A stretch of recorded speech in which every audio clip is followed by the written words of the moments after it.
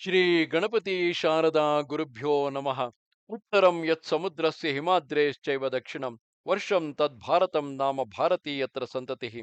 ಶ್ರೋತೃಗಳಿಗೆ ಶ್ರೀ ಸ್ಕಾಂದ ಮಹಾಪುರಾಣದ ಎರಡನೆಯ ವೈಷ್ಣವ ಖಂಡದ ಕಾರ್ತೀಕ ಮಾಸ ಮಹಾತ್ಮ್ಯದಲ್ಲಿ ಧಾತ್ರಿ ಮಹಾತ್ಮ್ಯ ವರ್ಣನವೆಂಬ 12ನೆಯ ಅಧ್ಯಾಯಕ್ಕೆ ಸ್ವಾಗತ.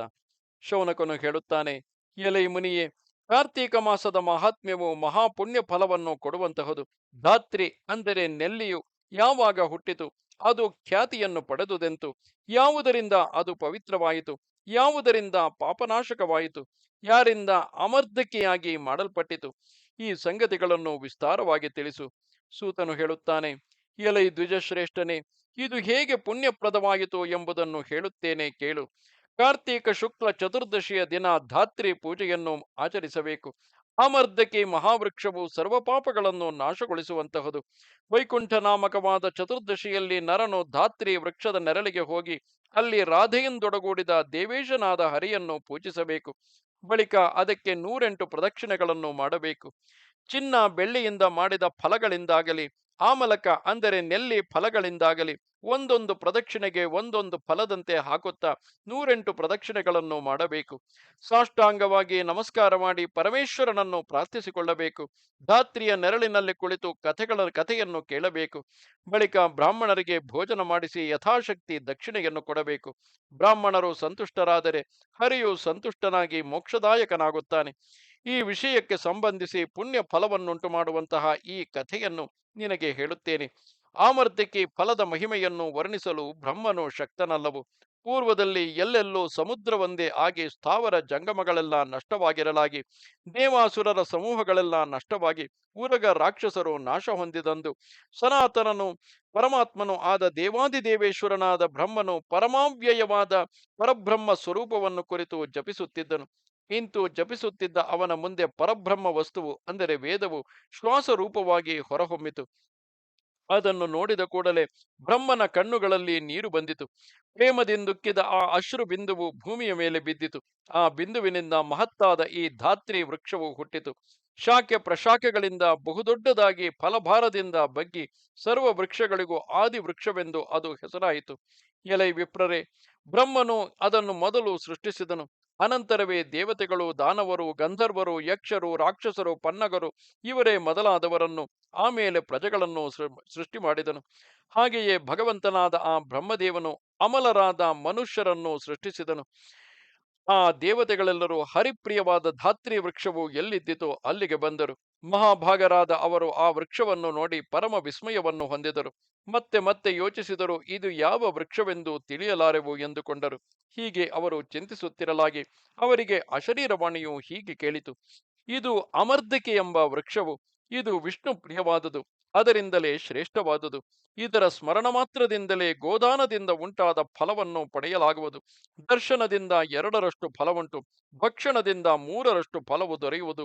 ಆದುದರಿಂದ ಸರ್ವ ಪ್ರಯತ್ನದಿಂದಲೂ ಆಮರ್ಧಕೆಯು ಸದಾಕಾಲವು ಸೇವ್ಯವಾಗಿರುವುದು. ಇದು ವಿಷ್ಣು ಸಂಬಂಧಿ ಎಂದು, ಸರ್ವ ಪಾಪ ವಿನಾಶಕವೆಂದು ಹೇಳಲ್ಪಟ್ಟಿದೆ. ಇದರ ಮೂಲದಲ್ಲಿ ವಿಷ್ಣುವಿರುವನು. ಇದರ ಮೇಲುಗಡೆ ಪಿತಾಮಹನಿದ್ದಾನೆ.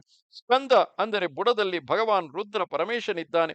ಶಾಖೆಗಳಲ್ಲಿ ಆದಿತ್ಯರು ನೆಲೆಸಿದ್ದಾರೆ. ಪ್ರಶಾಖೆಗಳಲ್ಲಿ ದೇವತೆಗಳು ನೆಲೆಗೊಂಡಿದ್ದಾರೆ. ಎಲೆಗಳಲ್ಲಿ ದೇವತೆಗಳಿರುವರು, ಹೂವುಗಳಲ್ಲಿ ಮರುತರಿರುವರು, ಫಲಗಳಲ್ಲಿ ಪ್ರಜಾಪತಿಗಳೆಲ್ಲರೂ ನೆಲೆಸಿರುವರು. ಈ ರೀತಿ ದೇವತೆಗಳೆಲ್ಲರೂ ಇದರಲ್ಲಿಯೇ ವ್ಯವಸ್ಥೆಗೊಂಡಿದ್ದಾರೆ. ಈ ಧಾತ್ರಿ ವೃಕ್ಷವು ಸರ್ವದೇವಮಯವಾದುದೆಂದು ನನ್ನಿಂದ ಹೇಳಲ್ಪಟ್ಟಿದೆ. ಆದುದರಿಂದ ಸರ್ವಕಾಮಾರ್ಥ ಸಿದ್ಧಿಗಾಗಿ ಅದನ್ನು ಪೂಜಿಸಬೇಕು. ಒಂದಾನೊಂದು ಕಾಲದಲ್ಲಿ ಯೋಗಿಯಾದ ನಾರದನು ಬ್ರಹ್ಮನೆದುರಿಗೆ ಹೋಗಿ ನಿಂತನು. ಆ ಜಗನ್ನಾಥನಿಗೆ ನಮಸ್ಕರಿಸಿ ಅತಿ ವಿಸ್ಮಿತನಾಗಿ ಪ್ರಶ್ನೆ ಮಾಡಿದನು. ಶ್ರೀ ನಾರದನು ಹೇಳುತ್ತಾನೆ, ಎಲೈ ತಂದೆಯೇ, ಶ್ರೀಹರಿಗೆ ತುಳಸಿ ವನವು ಯಾವ ರೀತಿ ಸರ್ವದಾ ಪ್ರಿಯವಾಗಿರುವುದೋ ಅದೇ ರೀತಿ ಕಾರ್ತೀಕ ಮಾಸದಲ್ಲಿ ಧಾತ್ರಿ ವನವು ಪ್ರಿಯವಾಗಿರುವುದು ಎಂದನು.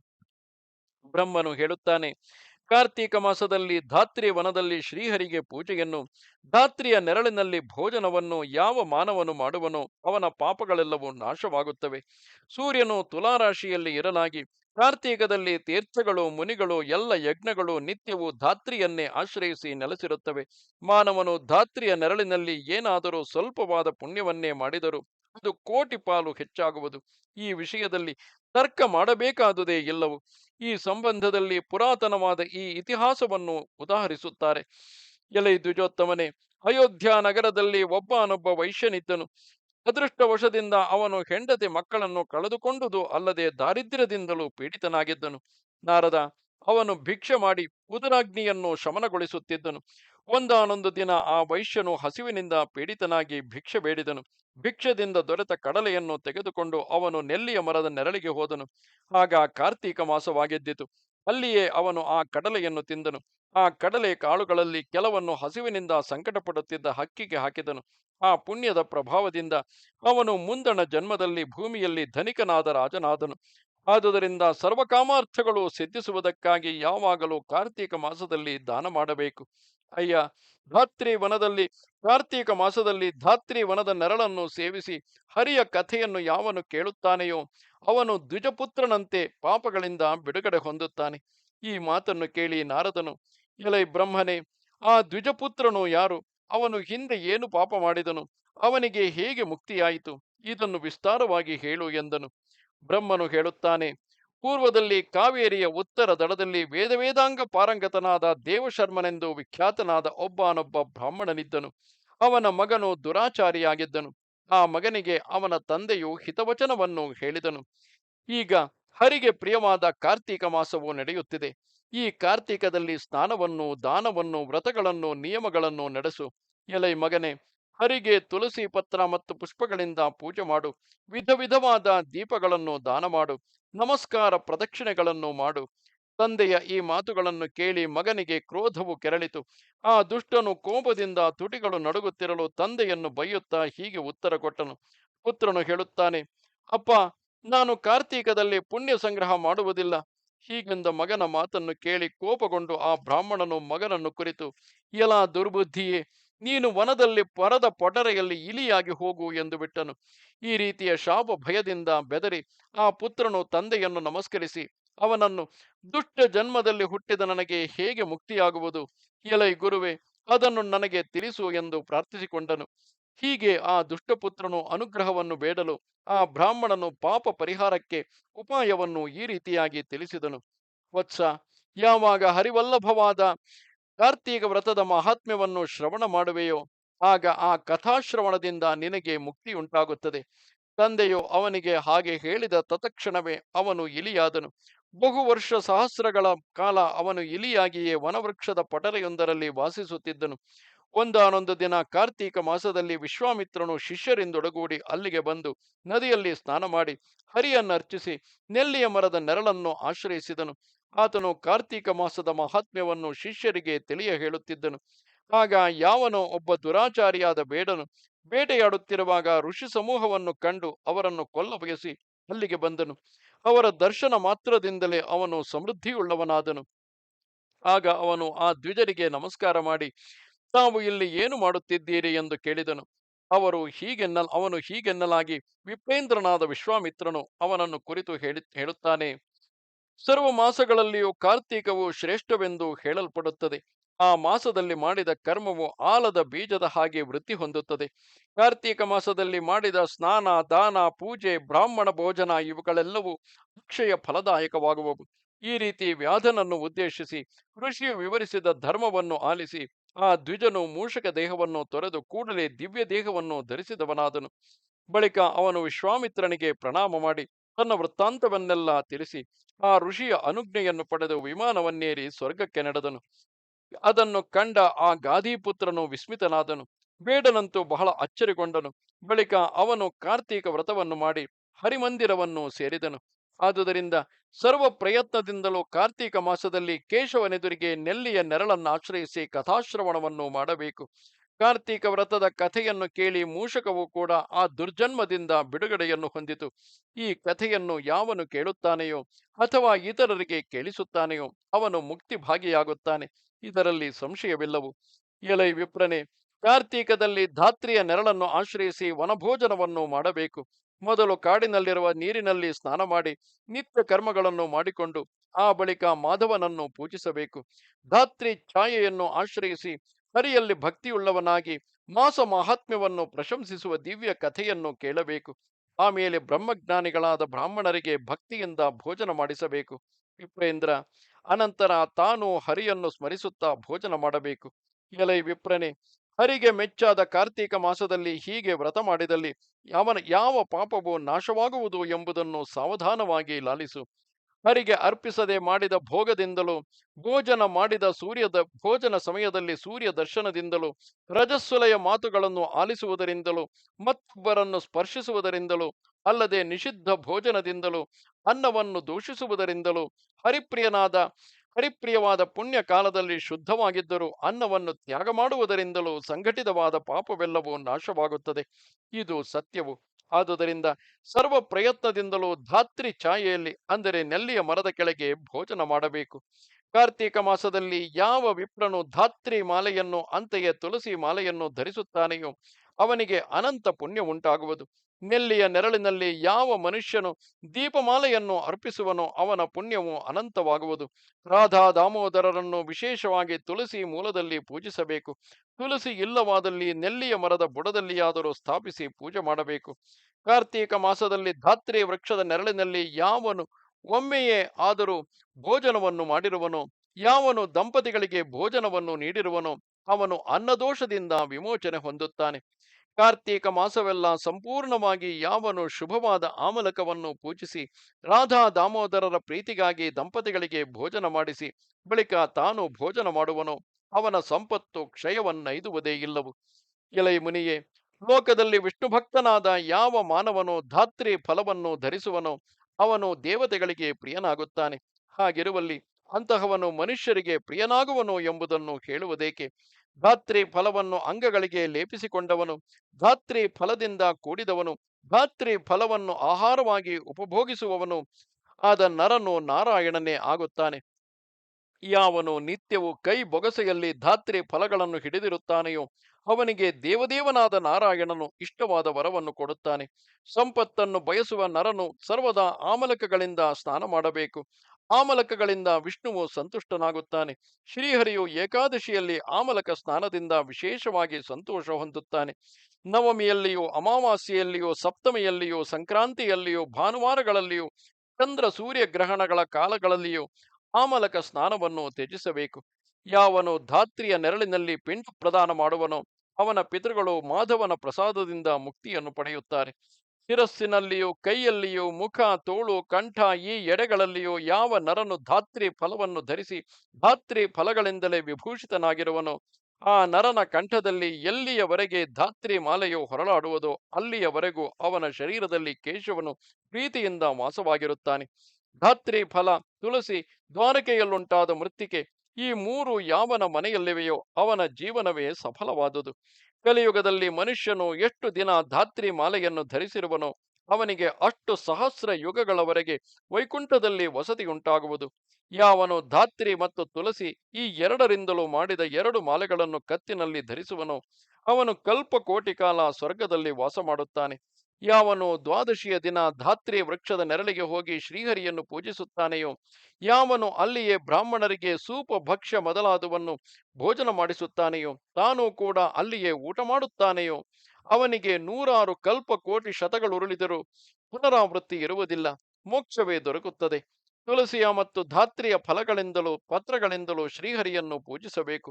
ಕಾರ್ತೀಕ ಮಾಸದಲ್ಲಿ ಧಾತ್ರಿಯೊಡನೆ ತುಳಸಿಯನ್ನು ಬೆರೆಸಿ ಶ್ರೀಹರಿಯನ್ನು ಪೂಜಿಸಿದರೆ ಬ್ರಹ್ಮಹತ್ಯಾದಿ ಪಾಪಗಳು ಲಯವಾಗಿ ಹೋಗುತ್ತವೆ. ಪೂರ್ವದಲ್ಲಿ ಧರ್ಮದತ್ತನೆಂಬ ಬ್ರಾಹ್ಮಣನು ಹಾಗೆಯೇ ಮಾಡಿ ಮುಕ್ತಿಯನ್ನು ಪಡೆದನಷ್ಟೇ. ನಾರದನು ಹೇಳುತ್ತಾನೆ, ತಂದೆಯೇ, ಕಾರ್ತೀಕ ಮಾಸದಲ್ಲಿ ಧಾತ್ರಿಯು ನರರಿಂದ ಸದಾ ಸೇವಿಸಲ್ಪಡಬೇಕು, ಪೂಜಿಸಲ್ಪಡಬೇಕು. ಚಾತುರ್ಮಾಸ್ಯದಲ್ಲಿ ಅದು ಸೇವ್ಯವಲ್ಲವು ಹೀಗೆಂದು ನೀನು ಹಿಂದೆಯೇ ಹೇಳಿದೆ.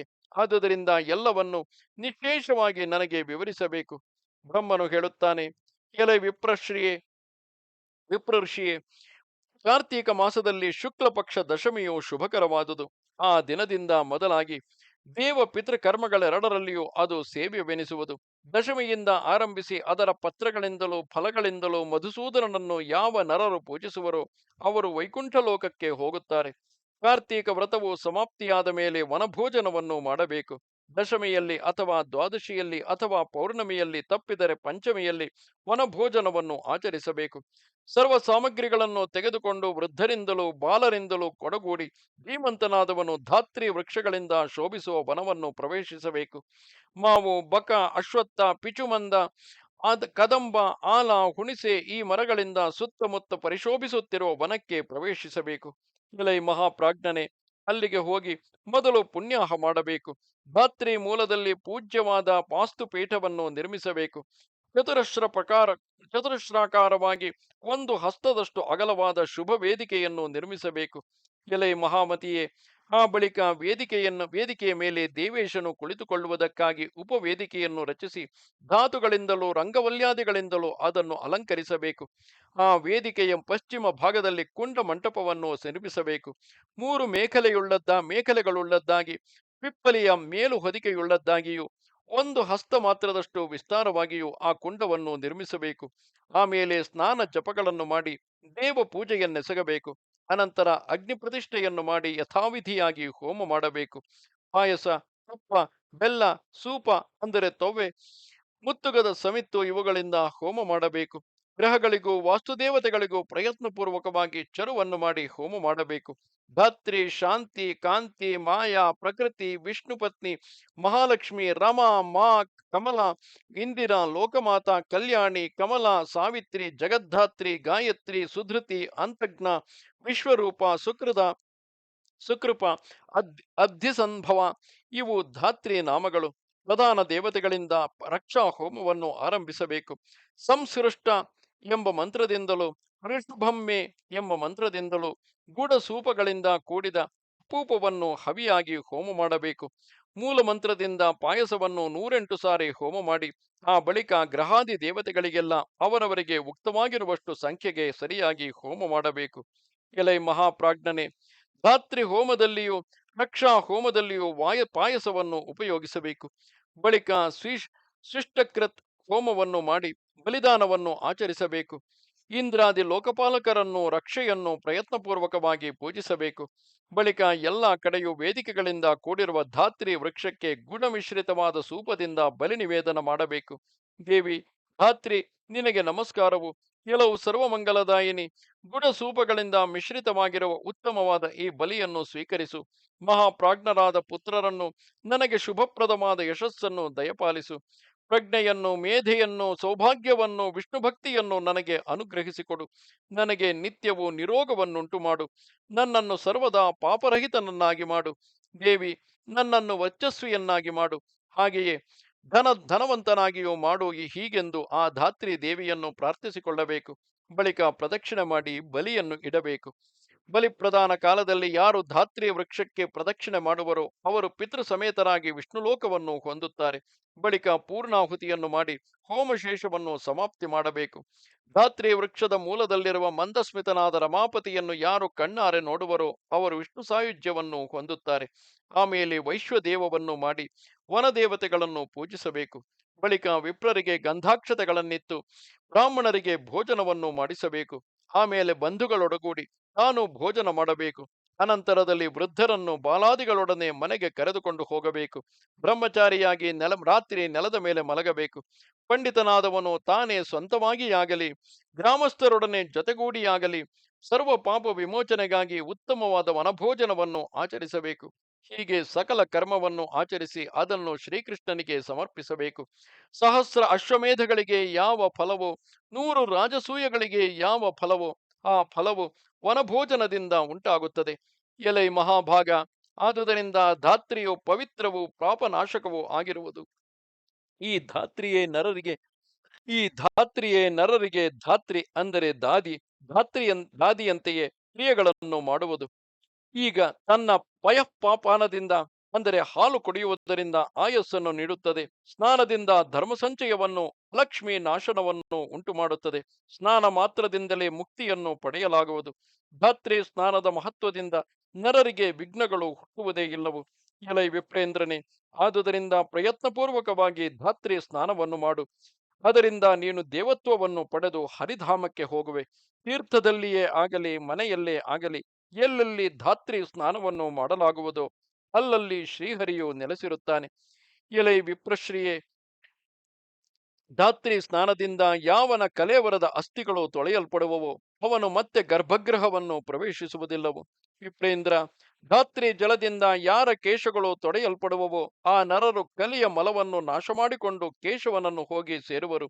ಧಾತ್ರಿ ಫಲವು ಮಹಾಪುಣ್ಯಕರವಾದುದು. ಸ್ನಾನವು ಪುಣ್ಯತಮವೆನಿಸಿಕೊಂಡಿದೆ. ವತ್ಸ, ಆ ಪುಣ್ಯಕ್ಕಿಂತಲೂ ಪುಣ್ಯತರವಾದದ್ದು ಧಾತ್ರಿ ಭಕ್ಷಣ ಮಾಡುವುದು. ಮಾಧು ಮಾಧವ ವಾಸರದಲ್ಲಿ ಧಾತ್ರಿಯೊಂದೇ ಪುಣ್ಯಕರವಾದುದು. ಗಂಗೆಯು ಅಷ್ಟು ಪುಣ್ಯಕರವಲ್ಲ, ಗಯೆಯೂ ಅಲ್ಲ, ಕಾಶಿಯೂ ಅಲ್ಲ, ತ್ರಿವೇಣಿಯೂ ಅಲ್ಲ, ಪುಷ್ಕರವೂ ಅಲ್ಲವು. ಧಾತ್ರಿ ಸ್ನಾನ, ಹರಿಯ ನಾಮ, ಏಕಾದಶಿ, ಗಯಾ ಶ್ರಾದ್ದ ಇವೆಲ್ಲ ಒಂದಕ್ಕೊಂದು ಸಮನಾದವುಗಳೆಂದು ಮುನಿಗಳು ತಿಳಿಯುತ್ತಾರೆ. ಯಾವ ಮಾನವನು ದಿನ ದಿನವೂ ಧಾತ್ರಿಯನ್ನು ಸ್ಪರ್ಶಿಸುತ್ತಿರುವನೋ ಅವನು ಮನೋವಾಕ್ಕಾಯಗಳಿಂದ ಉಂಟಾದ ಎಲ್ಲ ಪಾತಕಗಳಿಂದಲೂ ಬಿಡುಗಡೆ ಹೊಂದುತ್ತಾನೆ. ಎಲೈ ಮುನಿಶ್ರೇಷ್ಠನೇ, ಅಮಾವಾಸ್ಯೆ, ಸಪ್ತಮಿ, ನವಮಿ, ಭಾನುವಾರ, ಸಂಕ್ರಾಂತಿ ಈ ದಿನಗಳಲ್ಲಿ ಧಾತ್ರಿ ಫಲಗಳಿಂದ ಸ್ನಾನ ಮಾಡಬಾರದು. ಮುನಿವರ, ಯಾವ ಮನೆಯಲ್ಲಿ ಸರ್ವದಾ ಧಾತ್ರಿ ಇರುವುದೋ ಆ ಮನೆಯನ್ನು ಪ್ರೇತ, ಕೂಷ್ಮಾಂಡ ಮತ್ತು ರಾಕ್ಷಸರು ಪ್ರವೇಶ ಮಾಡುವುದಿಲ್ಲವು. ಯಾವನು ಧಾತ್ರಿ ಫಲದಿಂದ ಮಾಡಿದ ಮಾಲೆಯನ್ನು ಕಂಠದಲ್ಲಿ ಧರಿಸಿರುವುದಿಲ್ಲವೋ ಅವನು ವಿಷ್ಣುವಿನಲ್ಲಿ ಭಕ್ತಿಪರನೇ ಆಗಿದ್ದರೂ ಅವನನ್ನು ವೈಷ್ಣವನೆಂದು ಗಣಿಸತಕ್ಕುದಲ್ಲವು. ಧರ್ಮ, ಅರ್ಥ, ಕಾಮ ಇವನ್ನು ಬಯಸುವವರು ತುಳಸಿ ಮಾಲೆಯನ್ನು ತ್ಯಜಿಸತಕ್ಕುದಲ್ಲವು. ವಿಶೇಷವಾಗಿ ಧಾತ್ರಿ ಮಾಲೆಯನ್ನು ಹಾಗೆಯೇ ಅಕ್ಷ ಮಾಲೆಯನ್ನು ತ್ಯಜಿಸತಕ್ಕುದಲ್ಲ. ನರನು ಕಲಿಯುಗದಲ್ಲಿ ಎಷ್ಟು ದಿನಗಳವರೆಗೆ ಧಾತ್ರಿ ಮಾಲೆಯನ್ನು ಧರಿಸಿರುವನೋ ಅಷ್ಟು ಸಹಸ್ರ ಯುಗಗಳವರೆಗೆ ವೈಕುಂಠದಲ್ಲಿ ಅವನಿಗೆ ವಸತಿಯುಂಟಾಗುತ್ತದೆ. ಧಾತ್ರಿಯು ಸರ್ವದೇವಮಯಿಯು, ವಾಸುದೇವನಿಗೆ ಮನಃಪ್ರಿಯೆಯು. ಆದುದರಿಂದ ನರರು ಸದಾ ಕಾಲವು ಧಾತ್ರಿಯನ್ನು ನೆಡಬೇಕು, ಸೇವಿಸಬೇಕು ಮತ್ತು ಪೂಜಿಸಬೇಕು. ಉತ್ತಮವಾದ ಈ ಧಾತ್ರಿ ಮಹಾತ್ಮ್ಯವನ್ನು ನಿನಗೆ ಹೇಳಿರುತ್ತೇನೆ. ಚತುರ್ವರ್ಗ ಫಲಗಳನ್ನು ಕೊಡುವ ಈ ಮಹಾತ್ಮ್ಯವನ್ನು ಭಕ್ತರು ಸದಾ ಕೇಳುತ್ತಿರಬೇಕು. ಯಾವನು ಧಾತ್ರಿ ಛಾಯೆಯನ್ನು ಆಶ್ರಯಿಸಿ ಕಾರ್ತೀಕ ಮಾಸದಲ್ಲಿ ಅನ್ನವನ್ನು ತಿನ್ನುತ್ತಾನೆಯೋ ಅವನಿಗೆ ವರ್ಷವೆಲ್ಲ ಅನ್ನ ಸಂಸರ್ಗದಿಂದ ಉಂಟಾದ ಪಾಪವು ನಾಶವಾಗುತ್ತದೆ. ಇಲ್ಲಿಗೆ 81,000 ಶ್ಲೋಕಗಳ ಸಂಹಿತೆಯೆಂದು ಪ್ರಸಿದ್ಧವಾದ ಶ್ರೀ ಸ್ಕಾಂದ ಮಹಾಪುರಾಣದ 2ನೇ ವೈಷ್ಣವ ಖಂಡದ ಕಾರ್ತೀಕ ಮಾಸ ಮಹಾತ್ಮ್ಯದಲ್ಲಿ ಧಾತ್ರಿ ಮಹಾತ್ಮ್ಯ ವರ್ಣನವೆಂಬ 12ನೆಯ ಅಧ್ಯಾಯವು ಮುಗಿದುದು. ನಮಸ್ತೆ ಶಾರದೆ ದೇವಿ, ಕಾಶ್ಮೀರ ಪುರವಾಸಿನಿ, ತ್ವಾಮಹಂ ಪ್ರಾರ್ಥಯೇ ನಿತ್ಯಂ, ವಿದ್ಯಾದಾನಂಚ ದೇಹಿಮೆ. ನಮಸ್ಕಾರ.